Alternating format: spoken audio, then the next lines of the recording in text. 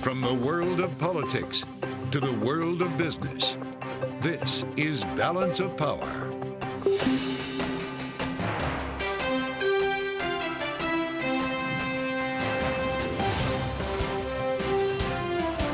Live from Washington, D.C.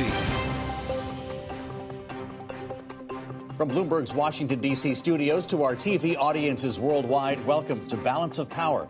Alongside Anne-Marie Hordern, I'm Joe Matthew.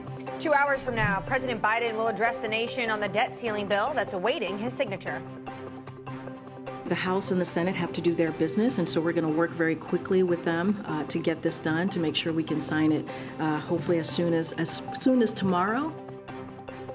We'll hear from senior advisor to the president, Gene Sperling. With the debt ceiling debate in the rearview mirror for now, we'll get a sense of how voters view the months-long controversy. Ipsos President Cliff Young joins us this hour with new polling. And today's jobs number coming in stronger than expected. 1 week data point, though, the unemployment rate, especially among Black Americans, rising to 5.6%. NAACP President Derek Johnson will be with us. Joe, we're nearly at the deadline with a few days to spare. Luckily, a few days to spare, right? Because if you look at the Treasury cash balance sheet, we are very, very low in terms of the money they have. So they got it done several days before the X date.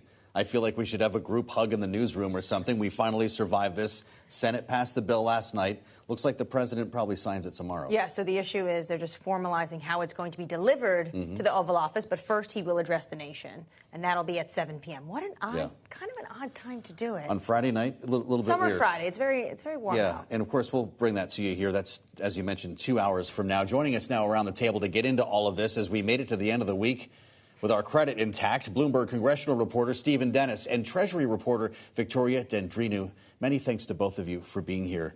I'll tell you, we just went through quite a gyration. We came a lot closer than we should have. Do we have anything to show for it? Well, we've got essentially a deal that allows a budget freeze, if you will.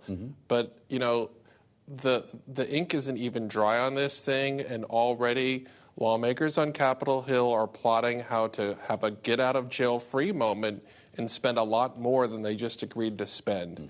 You know, yesterday in the Senate, one of the things that broke the logjam so they could vote yesterday and have a long weekend is they had an agreement on a statement that, you know what, nothing in this plan means we can't spend more on defense, on Ukraine, on fentanyl, on all sorts of national priorities. So it remains to be seen if Congress is actually going to stick to these caps or if they're actually going to spend a lot more than these caps in the months to come. There's a lot more fight to happen over the actual details of what they spend money on and not just these overall levels. Well, you were in the Senate last night, and what we see is Senators Schumer and McConnell discussing the limit deal, but also touting this in terms of their bipartisan fashion. Take a listen. This demanded a bipartisan solution. We knew we'd need to come together for a solution like the one that passed tonight. And so I'm happy to stand here passing this critical legislation to support our families, preserve vital programs, and most importantly, avoid catastrophic default. The deal the House passed last night is a promising step toward fiscal sanity. But make no mistake, there's much more work to be done. The fight to reel in wasteful spending is far from over. All right, so they're talking about bipartisanship. Maybe it's back in vogue in Washington, D.C. But who do you think won? I think if you look at the politics of this, Kevin McCarthy needed to have a big top-line number. He wanted to have that $1.5 to $2 trillion number so that he could go to his conference where he's on sort of shaking ground and say, I got a big deal. He got that. But if you look at the actual details of the bill, the White House banked a lot of leverage for the next 2 years and beyond. You know, we had this situation 12 years ago with Barack Obama. That deal with $2 trillion was hard caps for 10 years. The leverage was all with the Republicans the rest of Obama's presidency. This time around, the hard caps are for 2 years. And if you look under the hood, a lot of the automatic spending cuts that might take place would actually hit defense. And so there's a lot of leverage here that Biden can have to ensure that he's going to have a pretty smooth sailing between now and the election. Let's hear from the White House. Press Secretary Karine Jean-Pierre spoke today on the timeline of the bill. The House and the Senate have to do their business, and so we're going to work very quickly with them to get this done, to make sure we can sign it hopefully as soon as tomorrow. But we have to let the House and the Senate do what they need to do so it can get to us, so the President can sign it. So here we are on a Friday with this finally in the bag here, Victoria. He's going to sign it at some point in the next 24 hours, it looks like. But Fitch still has a credit warning against the U.S., which it brought up, about a week ago now at this point. Even in lieu of a deal and seeing the president signing this, is our credit rating still at risk? I mean, I think the rating was expected, and it's just more of a result of the fact that politics can interfere with, the U.S.'s ability to issue debt to such an extent. I mean, we are, 2 days away from what would have been 3 days away from what would have been the X date. So I think it just reflects the vulnerability of the kind of public finances to the political situation. And the Treasury Secretary is talking about the fact that if it is signed imminently within the next 24 hours, they will be okay. But their cash at the moment is scary low. Yeah, it's exactly like you say. I think the last data from just earlier today shows that it was just under $23 billion, which is it's a pretty insane number. It's the lowest since 2015, I think. So the first thing Treasury is going to do as soon as this is signed is to try to restore fiscal operations to kind of a semblance of normality. So they're just going to issue a ton of debt. There's an auction on Monday, and it might be even like in excess of $1 trillion by the end of the quarter. So we're going to see a lot of debt issuance coming up. We sure are. We're still under extraordinary measures as we speak. When does that actually end? At what point? And will the Secretary make that clear at the time? I don't know that they will make it clear, with an announcement, but the expectation is that as soon as they can go and issue debt and start using that instead of the measures. I mean, there's not a lot of measures left. There's like 33, like less than a tenth, I think, left of what they could spend anyway. But it's just a matter of days or even like hours after Biden signs the deal. How concerned is Treasury? And then, Steve, you should weigh in on this, of course, because the fight is not over. It's really just the beginning in terms of potentially a government shutdown. They have to agree on these caps in the appropriations come October 1st. I think for now it's just like we are here in the newsroom. I think just like a big sigh of relief that this was resolved. That they're going to focus on replenishing the cash pile as soon as possible. Maybe there is some concern in markets about what implications it could have for liquidity, and the economy is in a bit of a fragile situation. So I think this is more a problem for another day at the moment. So let's get into that for a moment, Steve, because a lot of people are saying that hey, Mitch McConnell saved this thing. He took Lindsey Graham and the defense hawks in the office yesterday, set them straight. But there's an agreement here, to your point, to potentially bust some caps or at least come around on some supplemental funding. How painful will the appropriations process be now that the guardrails are in place? Yeah, I think it's going to be very interesting to watch. You have the Senate Democrats don't want to give this big defense supplemental money to the Republicans without getting some domestic money in return in the Senate. But then they have to deal with the House. It's not going to be an issue of getting a deal in the Senate. The Senate's good at spending money and cutting deals. But, Kevin McCarthy has cut one big deal, but he does have a backlash on his right wing. And that right wing wants to have a lot of riders on these bills. They want to have a lot of demands. It's going to be a real challenge, particularly in the House, to actually pass appropriations bills. But if they don't, this is where Shalonda Young, this is where Shalonda Young, the White House budget director, in these negotiations scored some really big wins, because if the House doesn't get its act together and you end up with a continuing resolution, defense spending, which the Republicans prize, would be cut by 4.3% relative to the caps, and the domestic doesn't get cut. So, the Democrats really in the White House are holding a lot of the cards here. And I think there's going to be a lot of pressure on the House to cut deals, to not load this up with a lot of sort of crazy social agenda items. So there's going to be a lot of pressure to make sure they actually do their job and appropriate the funds. This deal also only goes for 2 years. So do we expect to see extraordinary measures like we did this January in January 2025? I mean, it could well be the case. I think, going in the lead up to the election, and this is more of a political question, but, we will hear what plans are for spending and what plans are for spending cuts, although I don't think they're going to be much on the trail. And it may be very likely that we end up in this situation again in 2025. Yeah, in fact, Garrett Graves, one of the House negotiators, has already said, hey, we get to do this again in 2 years, as a positive, right? They see this as leverage for them. Yes. And they're telling their conservatives, look, we got $1.5 trillion, $2 trillion this time around. Let's do it again in 2 years. It's going to be really hard to do that on discretionary spending but after the election, the shift might be towards deficits and towards entitlements, not just, doing the easy thing here, which is freezing spending on discretionary accounts. Right. All right. So in 2 years, we'll see you all again. Our thanks to Bloomberg's Steve Dennis and Victoria Denrenu. Coming up on the program, we'll head to the White House for a look ahead to what we'll hear from the president at 7 p.m., just under 2 hours' time, with senior advisor Gene Sperling. That's next on Balance of Power on Bloomberg.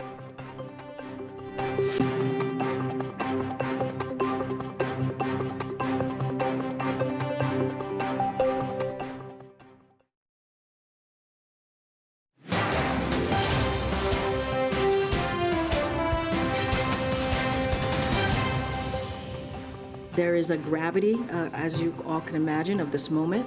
And so the president wanted to make sure that he addressed the American people directly. And he's going to be speaking clearly from the Oval Office behind the Resolute desk to the American people for the first time. He just wanted to make sure that the American people understood how important it was to get this done, how important it was to do this in a bipartisan way.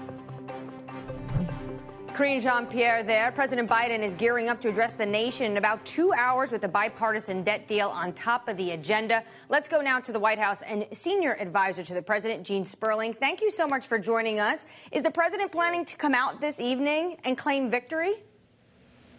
Well, obviously, the victory you care about is the victory for the American people. And I think I'd stress three things. One, this president said he would be able, even in divided government, even in our partisan, often political system, to work in bipartisan ways to protect the economy, to transform the economy, and yet to protect the values he holds most dear, which is having an economy that is fundamentally about working families, about those in need, that builds from the middle out and the bottom up. And I think this is just yet another example of those types of agreements. You saw bipartisan agreements in bipartisan infrastructure, in the CHIPS bill, in the PACT veterans bill. And here again, in one of the most difficult situations, he was able to get a bipartisan agreement that got bipartisan support in both houses, and which we're pleased that Democrats particularly rallied around and supported in overwhelming numbers. Gene, the last time we spoke was about 3 weeks ago. I checked on Bloomberg Radio. You were very passionate about the prospect of a possible default. Now that we've gone through this whole thing, does it bother you that we went through this agonizing experience to end with no major spending cuts or policy changes? So first of all, I think this was a reasonable bipartisan agreement. What you want is, and what the president stressed, is that default not be on the table, that nobody be using, particularly the Republicans in this context, the threat of default or the understanding that the president has to look out for the basic welfare of the American people as a means to threaten extreme measures. I do think in the end the president felt that Speaker McCarthy negotiated in good faith and that this was an agreement that was close to the type of agreement that you would expect in divided government. But I will be clear that we do not think that one should be in any way using budgets or any policy priorities as any type of threat to not raise the debt limit, to put us in default, to crush the economy. So we would have preferred that context never existed. But the president so stringently demanding that default be off the table, I think had an effect. And I think that you saw from Speaker Jeffries to Schumer to McConnell to McCarthy, you saw in the end, I think they did go along with the president's view that this should be a reasonable bipartisan agreement and not an attempt by anyone to threaten defaulting the economy for the first time in our history unless they got measures that were beyond what they should or would expect to get in a normal bipartisan agreement. Well, people are concerned that potentially this sets up a precedent. And we spoke to Congressman Jim Clyburn of South Carolina yesterday about the debt ceiling and what this could mean for the future and how you all should be looking at it on potential showdowns. Take a listen. We do not need to have this debt ceiling. We need to get rid of it. We should get this vote done and then next week start working on eliminating this debt ceiling. I've been researching this thing ever since I've been in the Congress. This debt limit makes no sense at all. We ought to get rid of it. Congressman Clyburn was really fired up about the debt ceiling. Are you looking into ways to potentially avoid this? The president has signaled he would look into using the 14th Amendment in the future. Well, I think how the president feels is that there was nothing wrong at times in the past with other legislation or budget agreements kind of essentially traveling along or being at the same time as an agreement to raise the debt limit. What happened in 2011, where I had was there as a negotiator and saw how close it came, that was the first time we really saw a political party threatening to default. And I'm happy that after that, for 10 years, that did not happen again. And you did not see Speaker Pelosi doing that the 3 times that President Trump asked to raise the debt limit. So I think in some ways this was a step backwards because they were threatening default. I think the one modification is that in the end, I think the president's call for default being off the table and there not being a use of extreme demands at the threat of default, did essentially prevail. They did not touch Medicare, Medicaid, Social Security. They did not get their extreme cuts in the budget they passed. We protected the Inflation Reduction Act, the bipartisan infrastructure bill, and so many things they proposed that we feared would hurt low-income and the most vulnerable Americans. Gene, I'd like to ask you quickly about the jobs report this morning. We spoke earlier with your colleague, Dr. Heather Boucher, on the Council of Economic Advisors about the data that we saw. Let's listen. I'd love to have you respond. We are seeing this economy start to, get back to a place that is more sustainable. So I think this report today is yet another indication that we are along that path. I think that this kind of report gives us hope that we can see that kind of, quote unquote, soft landing that people have wanted to see. I know you're hopeful about a soft landing and maintaining a strong job market, but if we put your economist hat on here, Gene, there was a very different read in the household survey, the unemployment rate that we saw rise, and the payrolls number. And I wonder if that signals to you a shift in the labor market that's making it difficult for all the data to keep up. I think the overwhelming indications of this data, I'll use a different word than Heather did, but it is the resilience of this job recovery.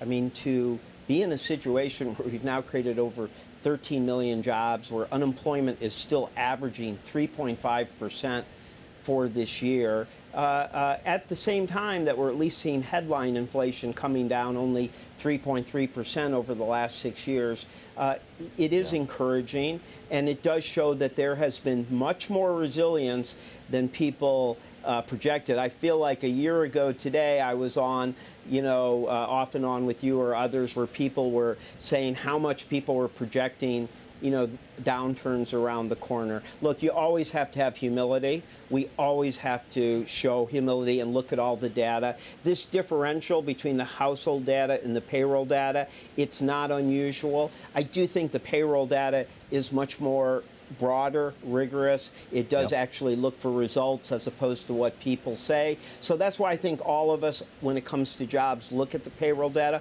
But of course, when you see things that are conflicting, you're going to take that into account. But I think on the whole, you have to think that this is showing that this amazing American job machine is continuing. And my last word is just how terrific the increase in labor force participation is, highest for prime age in 16 years. That should be very, very encouraging.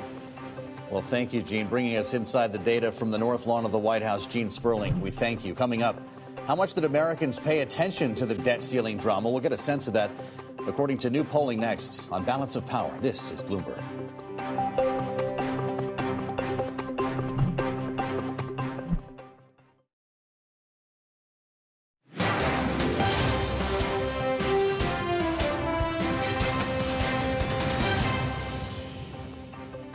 is Balance of Power on Bloomberg TV. Thanks for joining us. The drama over the debt ceiling may be over for now, but a poll from Ipsos taken in May sheds some light on how Americans felt about the issue. And to that end, we're joined by Cliff Young, the president of Ipsos. Great to have you here, Cliff. Thank you for coming in. I was asking the question, like many, is it just us obsessing over this, or does America actually care and is paying attention? No, they actually really, really care. I mean, it's an existential threat, right?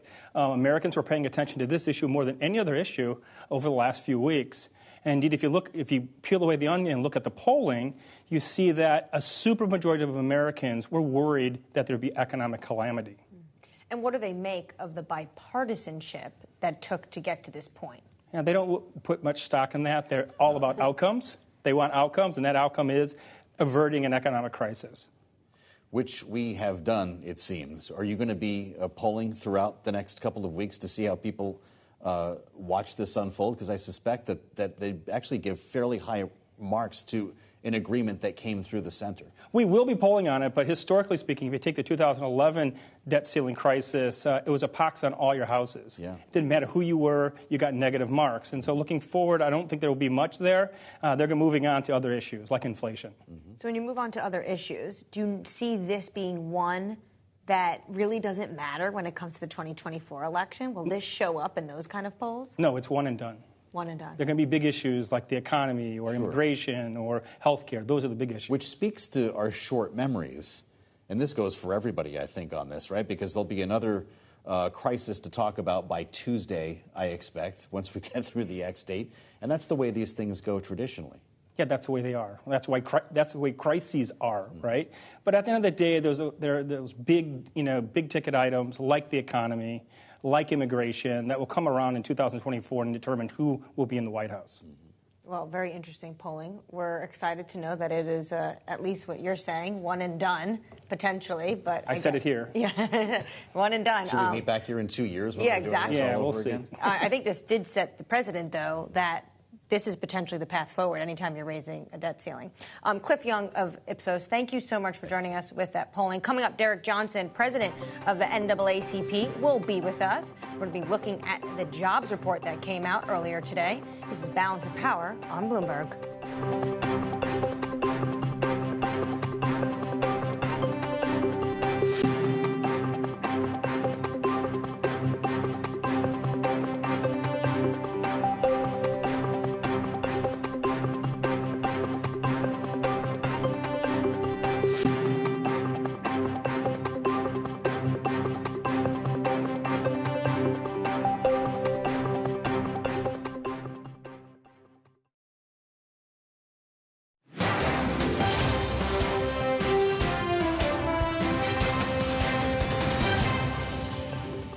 I read these as a strong report, and I think the general tendency of the data has been very much towards saying that the economy, at least for this while, has a fair amount of robustness in it.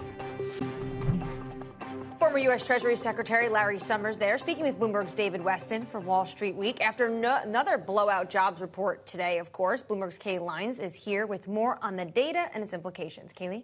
Well, Anne-Marie, blowout is almost a delicate way of putting it, because what we got on payrolls was 339,000. The average economist estimate was 195,000. So absolutely blew it out of the water. And this actually marked the 14th consecutive monthly report in which the payrolls figure topped economist expectations. This is a labor market that continually defies expectations in terms of its strength. And of course, that is something that President Biden is very proud of. He actually tweeted earlier today about this report, saying that it was a good day for our economy, noting that with the 339,000 additions in the month of May, jobs growth since he took office was 13 million. We have to keep in mind that we were coming out of the pandemic, a very unusual economic time. But he went on to say the Biden economic plan is working.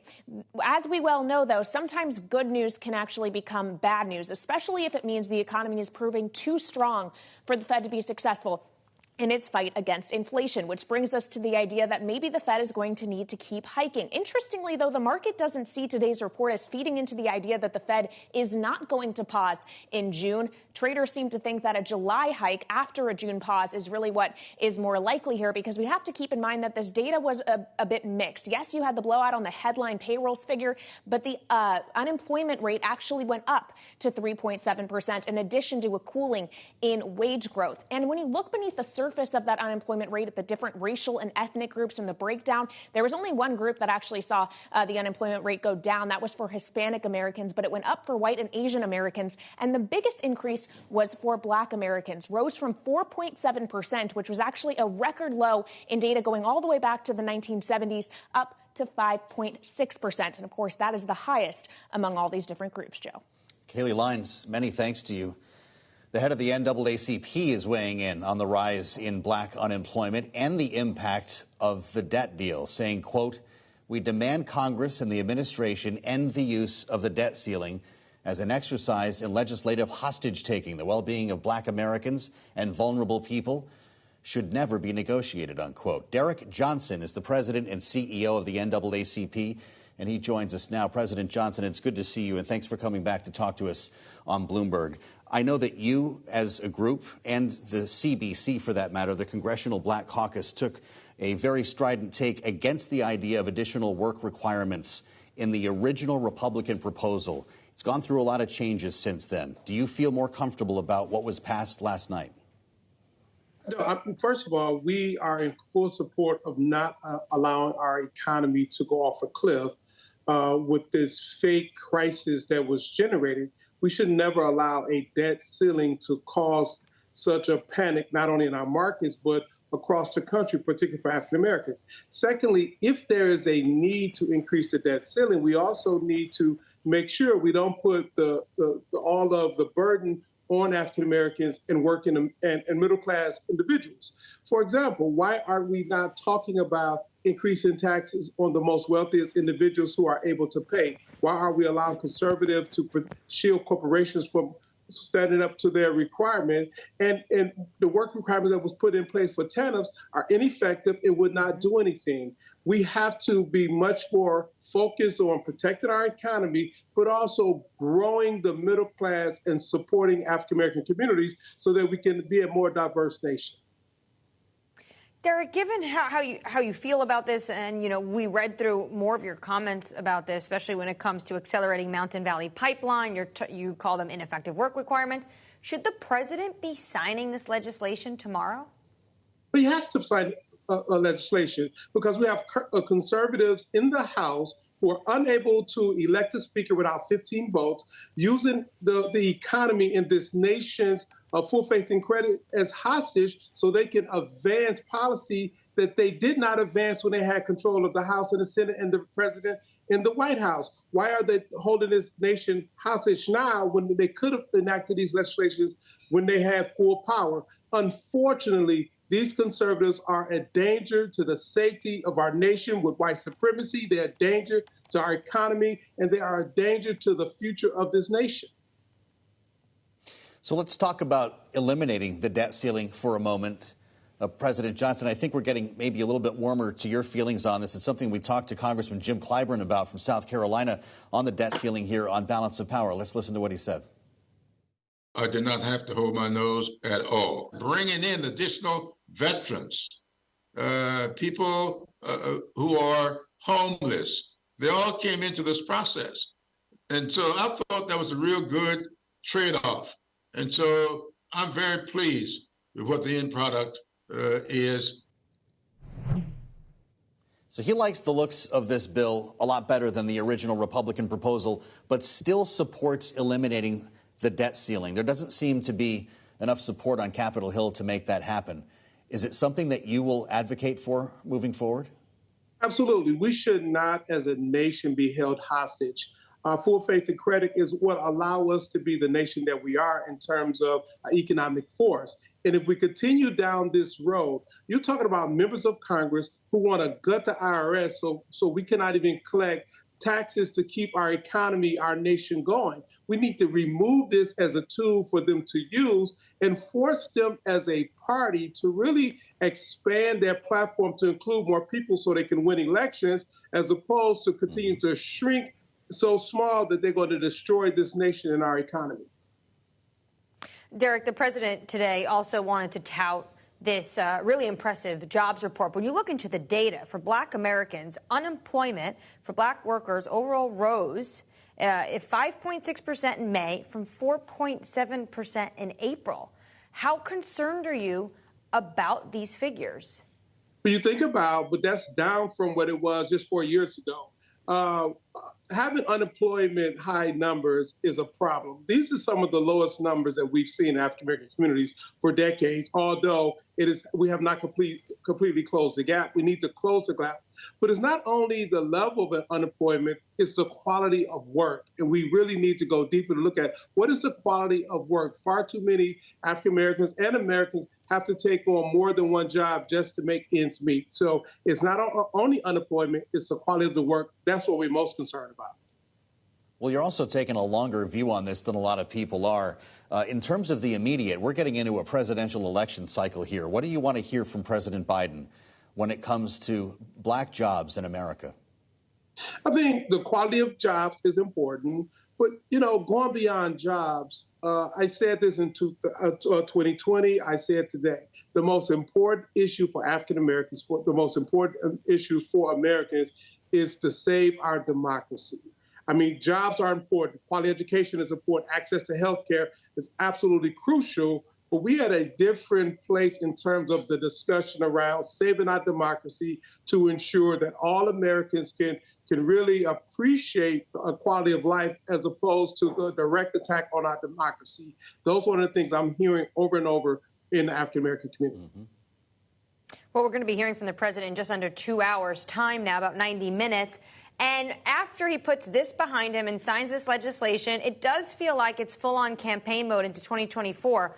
You held a town hall when he was campaigning nominee Joe Biden. Do you plan to do so again as he looks to 2024?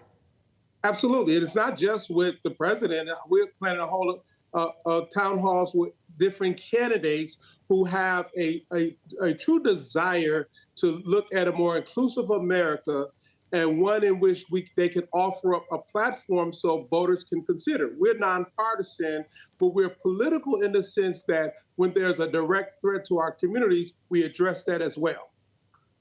Just quickly, Derek, who else are you thinking about hosting town halls with?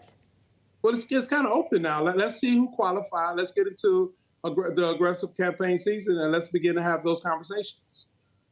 You mean Republicans and Democrats? Absolutely. All right. We're looking forward to tuning in. Our thanks to Derek Johnson, President and CEO, of course, of the NAACP. Thank you for your time this evening. Coming up, the White House says President Biden could sign the bill, suspending the debt ceiling as soon as tomorrow. And we'll hear from the president in just under 90 minutes. Our political panel weighs in next. From Washington, this is Balance of Power.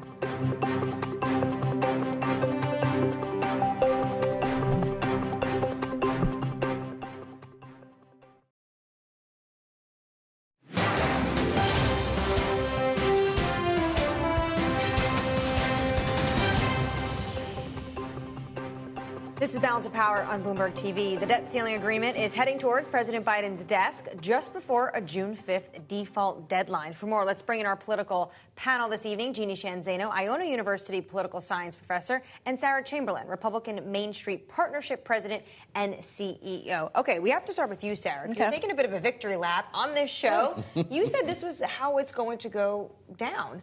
So does Kevin McCarthy claim victory now? Does this give him some leeway into the rest of the year to make sure he keeps a hold of his gavel? Absolutely. It was a great victory. And it's the first time in history you've had a debt increase, ceiling increase, at the same time you've had cuts. So we're thrilled. I mean, it was a great deal. I think it gives Kevin a lot of power. I think he managed it very well. He worked very closely with the Republican Main Street Partnership members to do that. And this was not a surprise. So. Framing these as cuts, though, does sort of require a little bit of a qualifier, right? They're certainly not the cuts that Republicans wanted. He lost the Freedom Caucus on that issue. And now we're hearing about Lindsey Graham, bursting caps here on defense and kind of finding ways to work around a lot of these. Can we actually tell people with a straight face that this cuts the budget? Absolutely. Without question, it does. Yeah. And I can't speak for what's going on with kind of the other Republicans, but our members are pleased. If they feel strongly that does cut the budget, it obviously doesn't touch Medicare, Medicaid, which they promised, and Social Security, but it does cut in other areas, and we have to begin to cut somewhere. We're kind of eating around the edges here, though, right? Yeah, we talked about this. It's a start. We didn't want to talk about the big stuff, Social Security, Medicare. Right. And that's a conversation that we're going to have. But maybe we can have that in a bipartisan way now, because you saw what happened with this. I mean, this is a victory, and you saw over 300 members come together. The far left and the far right did what they do, but the rest of the men and women came together. So maybe we can move this forward into other issues. We certainly hope so. Well, I think that's what the president is going to talk about this evening. He's going to claim his own victory. But, Jeannie, of course, he's going to want to talk about the fact that he's been in the Senate, he's done these deals for years, and he loves bipartisanship. Do you expect him to come out and claim this victory tonight? And I got to ask, Jeannie, why is he doing it 7 p.m. on a beautiful Friday evening? Yeah, I think he had two really good stories today. One are these very impressive job numbers, and the other is the deal on the debt ceiling. And so he does want to take a victory lap on both of those. Tonight, I know it's going to be 7 p.m., but the reality is he sees these as intimately connected. You know, the president has long said that the good job numbers are the result of the work he has been doing, and he believes that with this debt ceiling deal, he protected the programs that he put in place to the best of his ability. And so he's going to take a victory lap on those.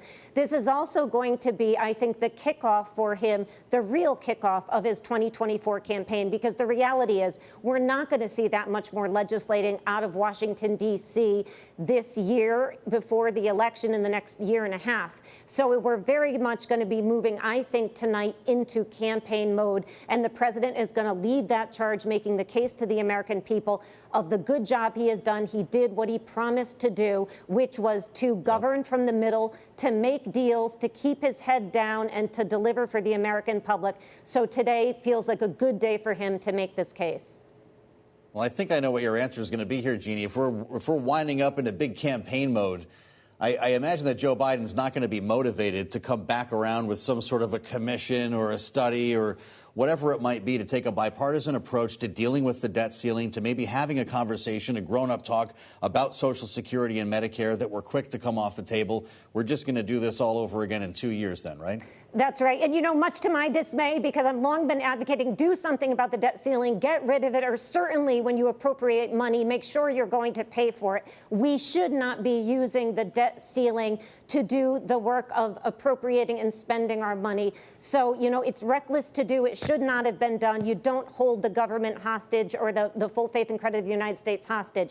But the president doesn't seem like he's going to go there tonight, because in this deal, they got the 2 years. And to your point, Joe, we will all be back at it again in March or January 2025 in the lame duck. Sarah, can you see any Republicans getting on board with getting rid of the debt ceiling in terms of an issue? So potentially, if it's done in a way that they agree with, you know, a little compromise, yeah, I could see that, because they don't like doing this either. I mean, this is an exercise and, you know, time, and they had to come back, and it's lots tough, of bad pizza. And, I mean, I was going to say something else, but it's a tough few weeks for these guys. So I think that they would be open to it if there's real reform around it. Right. And we remember the super cuts. committee in 2011. I remember that. And what that left us with. Yeah. And it does leave many skeptical that some blue ribbon commission is going to fix this. Right. I agree. Yeah. But we can have hope. We'll have our reality check on Monday. Coming up, Chick-fil-A and Target, you heard about that, and a lot of others in the spotlight here. Can you say Anheuser-Busch? Corporations facing growing pressure over their positions on social issues. We'll hit that next with our political panel. This is Balance of Power on Bloomberg.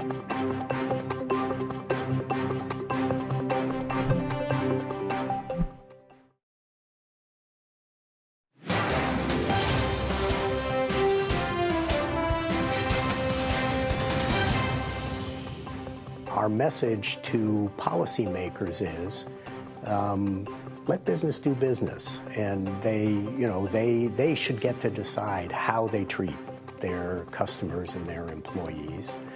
And then most of the CEOs say, you know, if I'm allowed to do that, I don't feel that I need to get into extraneous political issues.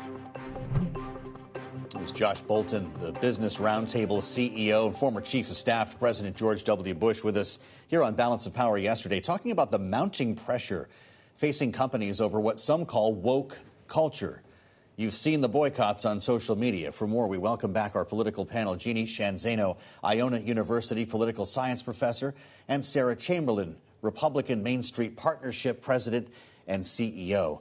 This is confounding in some cases, certainly in the case of Chick-fil-A, which is not exactly a darling of the left. I think we all know about their politics, their stand on LGBTQ, but someone found a DEI page, I guess, with their policy on inclusion and moved on a boycott. We've seen it against Target and a number of other retailers, including Walmart, for their Pride Month displays. Right.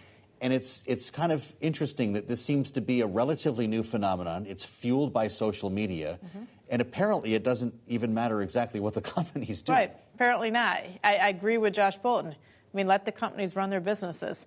And you're right, Chick-fil-A, I mean, they're closed on Sundays. I mean, they really were the darling. I have no idea where this is coming from. I mean, probably Twitter or something like that. But what does woke even mean? I mean, if you ask most people, they don't even know what the definition is, but they just keep hearing that word. Yeah. So we need to move on from this, let people be people, shop where you want, and stop just doing this. Do you think some of this waste is of time. Instigated, though, by the political climate, given the fact that, I mean, Ron DeSantis in Iowa, I don't know how many times he said, I'm going after wokeism. Right. But then he can't. But nobody can describe it. If you get the politicians on TV and you ask them give us a definition, many of them stumble. I would even actually stumble. I think it means something different to each person. Yeah. But Josh Bolten's right. Let these corporations do what they have to do, make their employees happy, and just move on. I mean, that's what America used to be. Jeannie, so much of this seems to play against the response from the company that we're talking about. Bud Light would be the example of how not to do it. With this kind of vague response that didn't include an apology or even address what they did. They talked about America having a beer together or something like that. Target was a little different. They actually moved some of their products to the back of the store or out of the store in some cases. Walmart took it differently. They said, yeah, we sell products for a lot of different groups, and this is the way we do business. No real impact there. So it does seem to hinge on the way that these corporate communications offices handle a boycott.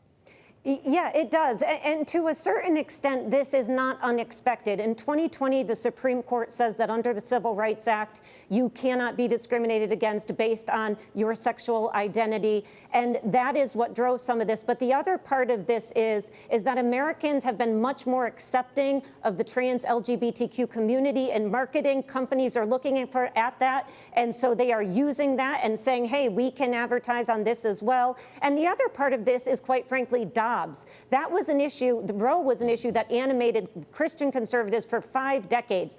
Now that is gone, and they are struggling to find another way to gin up turnout in the primary. And so you see a lot of far-right groups looking at this as a potential way to do that. But the reality is they weren't so successful in doing that in 2022. And they tried. That was less a tsunami and more of a ripple for the far right. And you may see that again in 2024, because very few Americans list transgender issues in the top of the issues they care most about. 5% for that versus upwards of 52% for the economy. So those numbers right there tell you that it is not an issue that's going to animate a lot of voters in a general, but in the primary, maybe it will. And so they use that to their advantage.